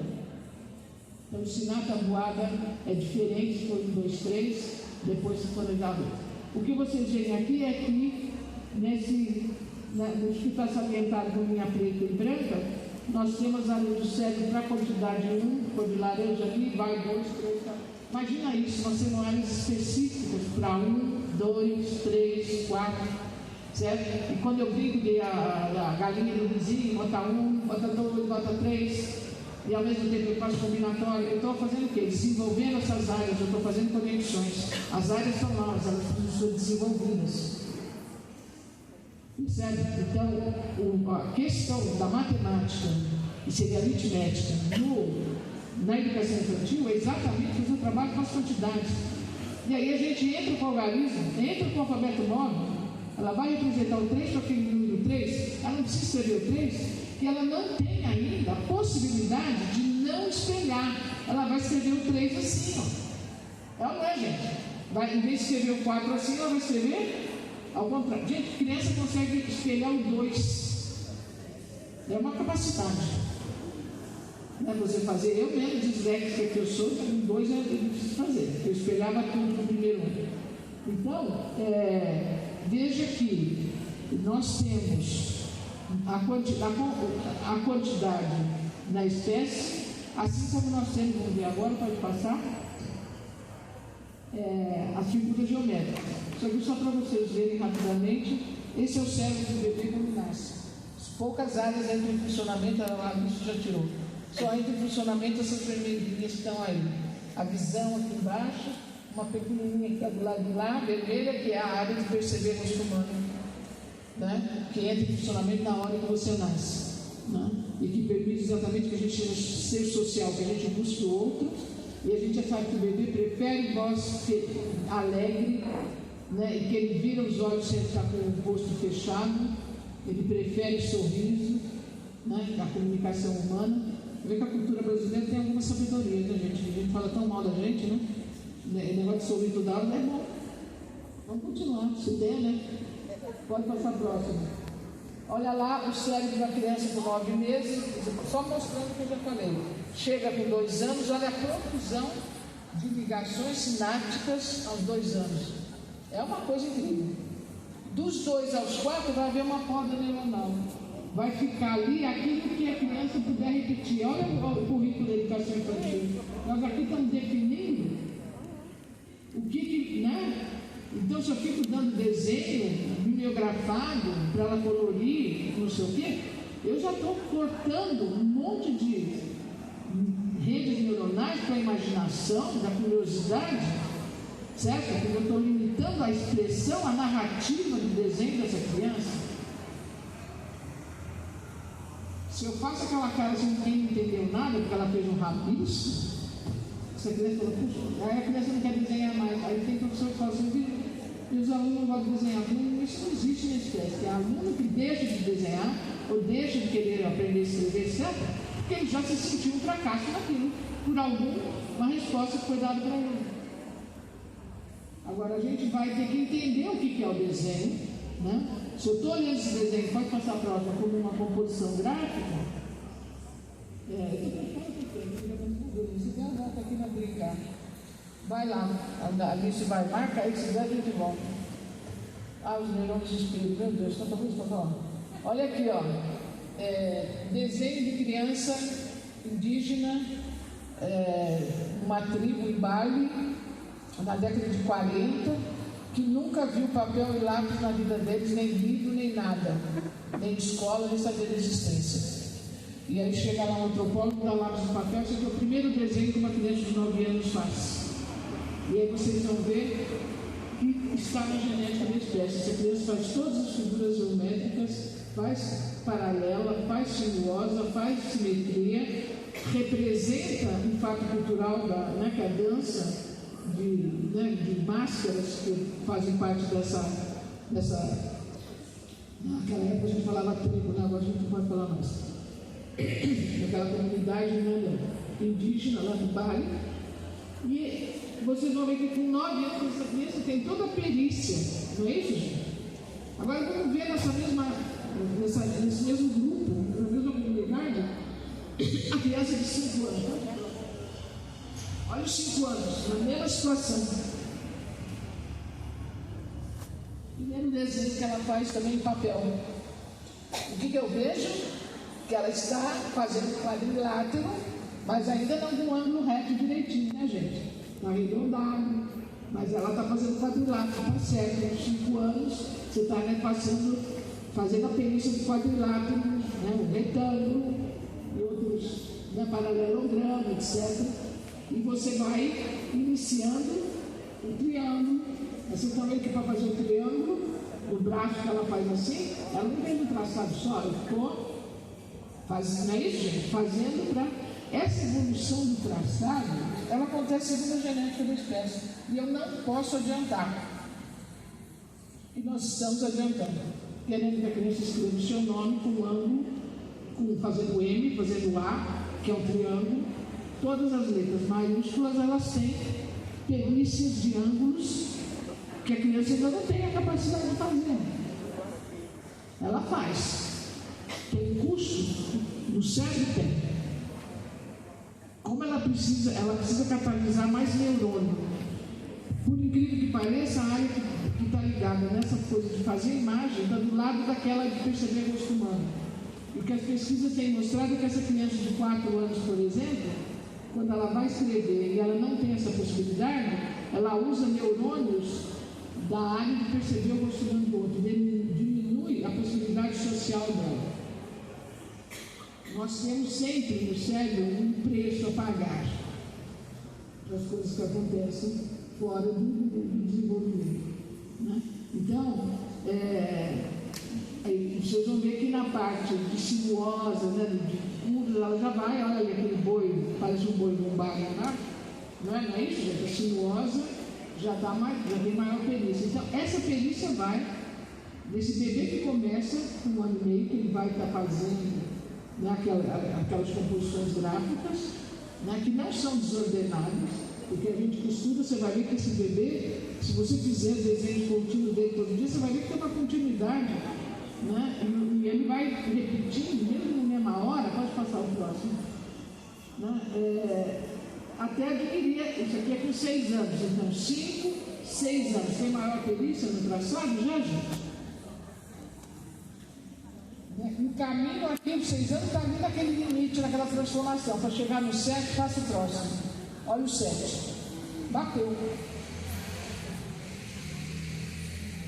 Isso não é possível modificar, está na genética da espécie.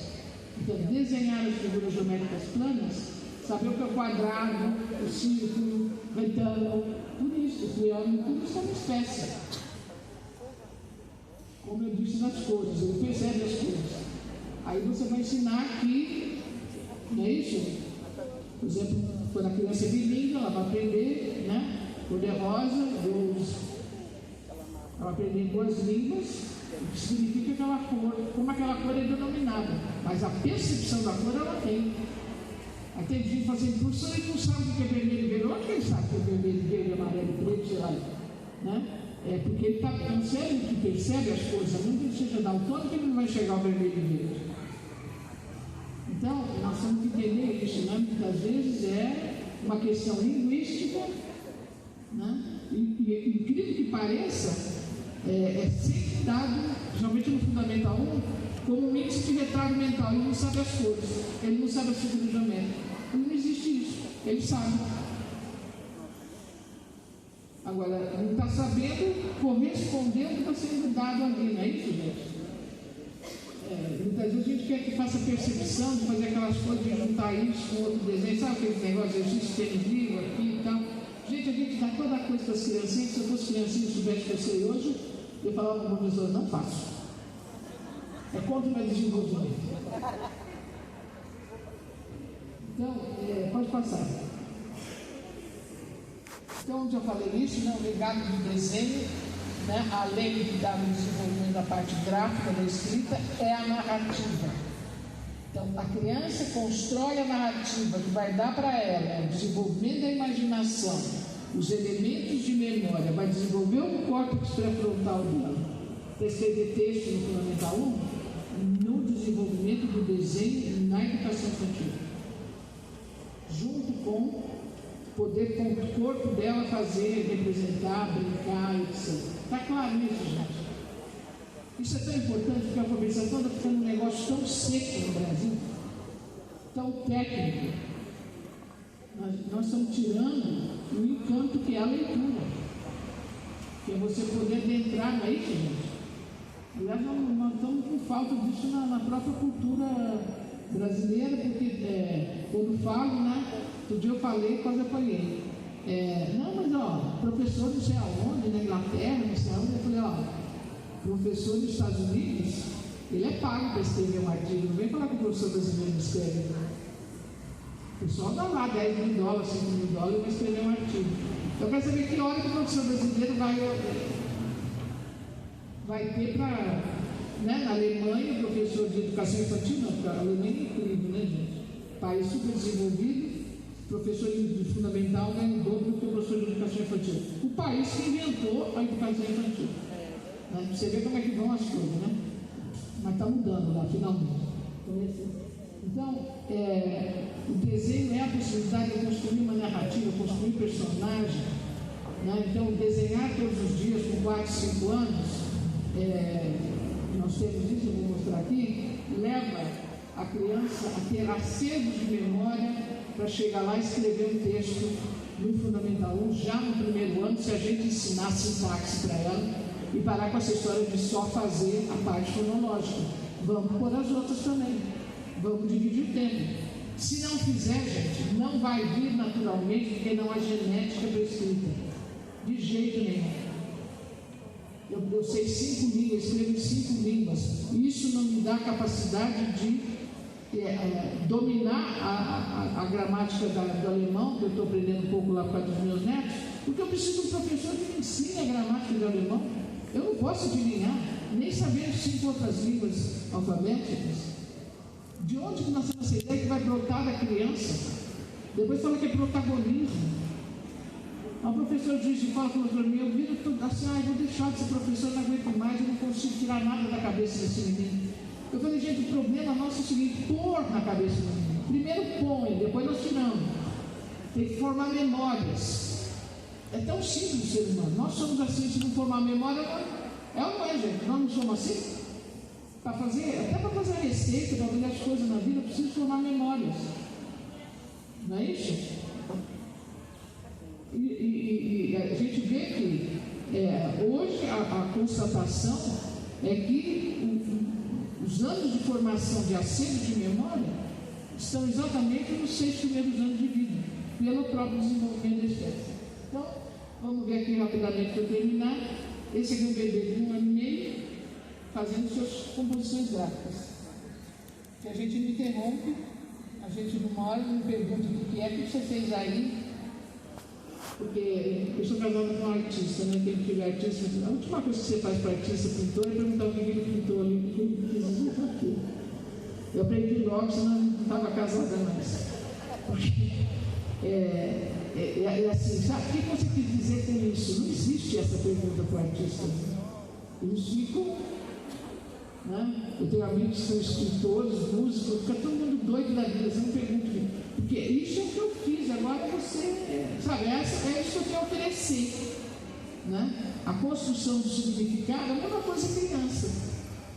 Né? E às vezes a gente tem aquele negócio de querer escrever o que a criança fez, a gente escreve lá para você não esquecer. E aí ela olha para você com aquela cara, eu tenho vários vídeos, né, que eu pesquiso sempre tem, a criança olha assim para você como se fosse um ET, né? Mas a gente não faz isso? Eu trabalhava no projeto de biologia na USP em Ribeirão Preto. Eu falei para os monitores de biologia, não pergunta para a criança, que é criança de 4 anos, a gente tinha um projeto de fotossíntese da creche com o laboratório de biologia. Eu falei, nunca escreva no desenho da criança, nunca, nem o nome dela. Porque aquilo é uma composição. Aí eles tiravam o papel e escreviam do outro lado, para não esquecer. Né? A gente quer, a gente tem significado. Porque se não falar, né? E só que eu aprendi muito com os indígenas que um desenho só é sempre uma narrativa. Sempre uma narrativa. Os indígenas ficavam assim, para mim, por que esses livros de vocês aqui tem tanta página e tanto desenho? Não, eu falei, porque cada pedaço da história tem um desenho. Não, mas a história já está tudo aqui. Então, quando eles pegavam os livros de literatura infantil que a gente levava, eles abriam qualquer página e ficavam naquela página. Aí eu levei uma amiga minha que era de português junto. Ela falou, eu vi, né? Ela ia fazer lá com ele, levou muito de literatura para trabalhar a alfabetização. Ela entra na minha sala e falou, eu vi que eles não viram página do livro. Eu falo, não viram mesmo. Ele não vai virar, porque para isso não precisa. Porque toda a narrativa, quer dizer, você imagina o antes, o agora e o depois daquele desenho que você vê. A criança está exatamente nesse ponto. Então, vamos ver aqui. Esse aqui é uma criança um pouco mais de 2 anos que na educação, na creche, eles trabalham ao sol, as estrelas, não sei o quê, e trabalham os planetas. Depois ela desenha isso para mim, o sol com os planetas que ela vai nomeando, Marte, Saturno, etc., né? E vai construindo a narrativa. Na hora que ela faz isso, gente, ela vê ela fazendo isso, ela fez esse comando, eu já tenho formado a base para formar depois o trabalho com mais sofisticado, é ou não é, gente? A formação de conceito. Quer dizer, a formação de conceito começa com as crianças que vocês estão. E geralmente ele parte do estudo da natureza, da vivência com a natureza, né? Pode passar o próximo. Isso aqui é uma série que uma criança de 2 anos faz sobre o bichinho. Ela vai desenhando, ela tem várias séries. Né? A gente vê que a criança, se ela tiver papel, tiver várias folhas, ela não vai fazer o desenho só. Ela vai, né? E aqui eu só tenho 2 bichinhos, a gente vai ver que cada um tem uma personalidade diferente. Eles têm um padrão, não é isso? Ela vai sempre desenhar esse tipo aqui, quer ver o próximo? Olha lá. E cada um vai ter um jeito, e ela está dizendo que são os bichinhos. Né? E a gente vai percebendo que essa criança vai nomeando o que ela está fazendo, ela conta histórias. Né? Eu tenho um livro que eu trouxe, quem comprou pode ver lá, tem 30 desenhos, eu acho, que mostra exatamente essa possibilidade da criança e que ela revela a narrativa que ela está fazendo naquele desenho. Depois que ela já está falando, ela fica desenhando, falando para ela mesma. Isso, gente, é criança de qualquer cultura, de qualquer língua, de qualquer classe social. A gente tem muita pesquisa no mundo todo, mas a antropologia já sabe disso há muito tempo. E aí, veja um bebê, né, que tem a possibilidade de trabalhar com pincel e cor, ele vai fazer. Percebe? É uma composição, ela não é aleatória. Né? A gente sabe disso também porque você vai vendo o padrão que a criança vai construir e vai na continuidade. É maravilhoso estudar desenho infantil. Faz 2 anos que eu estou estudando isso. Vou morrer estudando desenho infantil. E naturalmente vão aparecendo as letras. Se a criança tem a vivência com a letra, com a cursiva, com o ela vai procurando, certo? Ela vai fazendo, é cultural. Então, a minha questão foi, pode passar. Olha aqui, a mesma criança, né? Então, um pouquinho mais velha, já está fechando ali. E se ela tem uma convivência, aparece letra A, aparece aqui. Então, eu vou terminar aqui com essa minha experiência, que foi em Constituciones, em que eu fui trabalhar com os professores deles de Cuna, que estavam fazendo a formação do MEC, para poderem se diplomar e prestar concurso, e serem os professores das escolas indígenas que estavam prestes a ser tomadas pelos professores dos brancos na Amazônia. É um projeto que a gente faz. Tem muitos projetos assim no Brasil de formação técnica mesmo, segundo o MEC, para os professores indígenas poderem serem professores da comunidade dele e quilombos também. Eu também trabalhei com quilombos. Então, eu fui ver que essa criança aqui, como várias outras, que estavam ali na minha sala de aula, eu estava dando aula para os professores, como a escola lá entra quem quer, então eu entrava. Tem dia que eu tinha 20 crianças, tem dia que tinha 40 aqui na frente, era bem assim. E aí eu comecei a perceber que essas crianças que nunca tinham ido para a escola, não eram alfabetizadas, começaram a copiar o que eu punha na lousa. E copiavam razoavelmente bem, tá vendo lá, ali, ó, avaliação, não sei o quê. E depois eu peguei e comparei os traçados que estão no desenho dessa criança, onde desenho é uma forma de comunicação muito importante para os indígenas, determinados grupos mais do que para outros, mas o ticuna é uma coisa muito séria desenhar. Todo mundo desenha com muita seriedade, seja lá qualquer idade que for. E aí eu fui ver que todos os movimentos que ele usou lá estavam aqui no desenho. E aí eu fiz a seguinte hipótese: se a gente trouxer para a criança que está aí na zona de cidade e tal, para ela desenhar continuamente, e nós demos um valor do desenho, será que ela chegaria na letra, a escrever a parte gráfica da escrita, fazer a letra por cima? E aí eu vou mostrar rapidamente alguns desenhos. Aí a escola de Guarani foi a primeira, uma cidadezinha pequenininha em Minas, né? Eles toparam a gente mudar um currículo de educação infantil, fazer exatamente o currículo com essa excelência de espécie, música todos os dias, a questão da narrativa, a teatralidade, trabalho com a quantidade apenas, né? Até 5 com 4 anos, até 10 com 5 anos, saíram sabendo base 10 total, entraram no fundamental, assim, né? Maravilhando os professores que não sabiam contar até mais, mas quase 10 eles sabiam, né? E a gente acompanha um pouco essas crianças. Então, a gente vai vendo, isso aqui é tudo desenho de criança de 5 anos, com um currículo, né, gente? Todo mês a gente faz um currículo de desenho e com também um currículo de ciências, um tema por semestre, não mais que isso. Semestre vamos trabalhar a flutuação, isso aqui nós vamos trabalhar o movimento do ar. E aí, várias atividades, 20, 25, 30 atividades que desenvolvem o conceito de movimento do ar, né, da flutuação ou de outra coisa na física ou na química. E aí nós vamos vendo o desenvolvimento dessas crianças, todas elas com 5 anos, da mesma turma.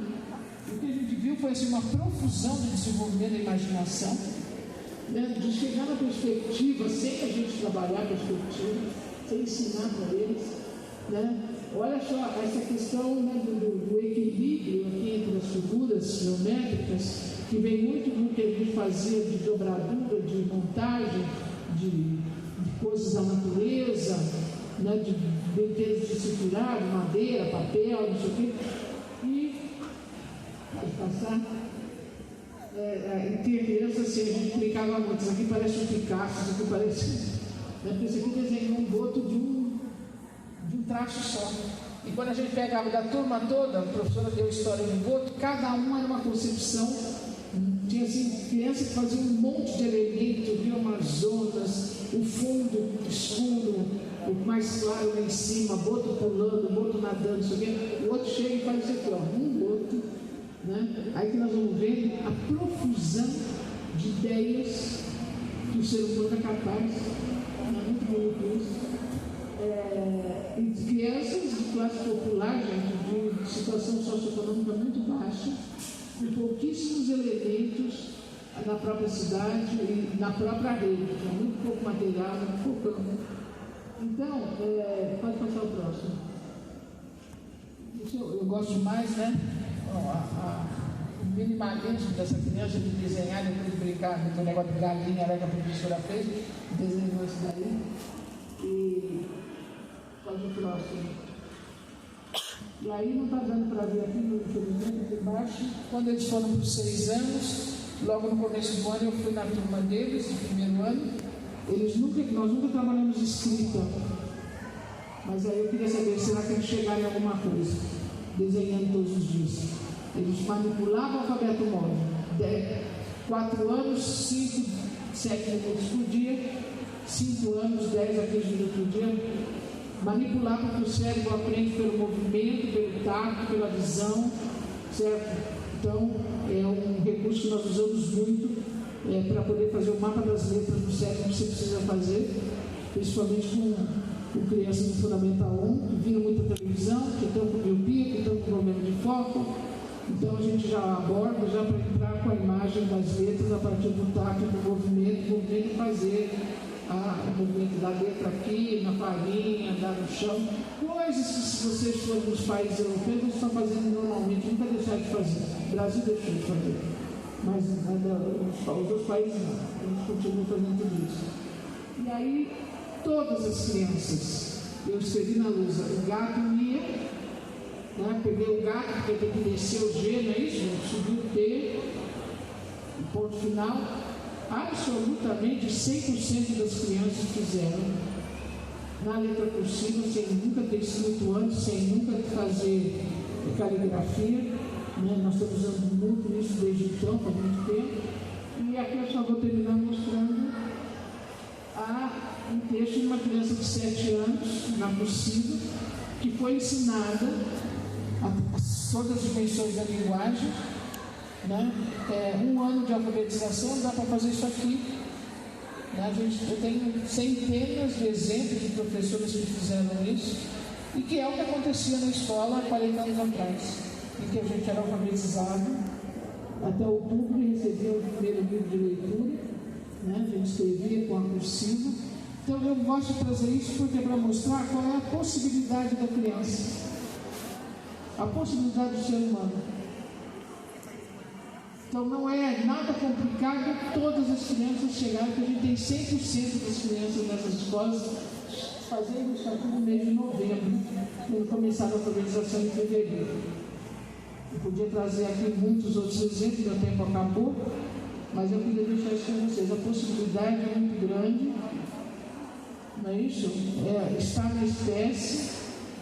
E essas crianças não passaram em educação infantil fazendo exercício de ficar escrever, não sei o quê, mas trabalhar com o corpo, no movimento, né, isso, em todas as questões que deram as condições para isso. Né, e vamos lembrar que a minha geração não tinha educação infantil. Né, e a gente fala, como é que a gente dava conta disso? Dava conta porque a gente era uma geração que brincava muito, cantava muito. Né, isso não tinha televisão. A televisão começou quando era criança e a gente não dava muita bola para a televisão, a gente gostava de brincar na rua. Hoje as nossas crianças, infelizmente, às vezes não sabem nem brincar, né, gente? Agora a gente tem que ter monitor em festa de aniversário, para ver se fica animado. Eu vejo meus sobrinhos netos, 6, 7, 8 anos, soltar sozinho não brinca, só brinca se tiver um adulto junto. Né? Então, veja a possibilidade que é trabalhar com a criança até 6 anos. E que vocês saiam daqui hoje tendo a certeza de que o trabalho que vocês fazem é o mais importante na educação. É o mais importante na educação. Nós vamos sentir as rupturas no Fundamental 1, não deu muito para falar sobre isso, mas se nós estamos tendo essa queda toda em todos os estados do Brasil, em todas as cidades, gente, né? Esse Saeb que vai caindo, é porque o desenvolvimento, entre outros fatores, o desenvolvimento da criança, às vezes fica sacrificado por resultados que a gente quer que não são da própria infância. Né? E isso tem a ver com o fato de nós acharmos que pedagogia é uma coisa assim, mais ou menos meia boca, sabe como que é? Não é uma ciência. Então, eu assim conclamo vocês a reagirem, né? E dizer que nós temos evidências científicas. Hoje pode chamar, me telefona, dá meu número que eu falo. A gente tem evidência científica, só que é isso que eles querem, tem evidência científica da neurociência para mostrar o quão importante que é isso. Eu desejo para vocês um bom ano de 2024. Reitero que foi uma alegria muito grande para mim estar em São Carlos depois de não sei quantos anos. E quem sabe eu volto aqui para ver vocês terem melhorado muito nos índices no final, antes de eu ir embora de novo. Eu desejo assim, muito bom trabalho, valorizem sempre a profissão, a gestão, as pessoas, os outros adultos que trabalham lá, suporte, cozinha, o que houver, né?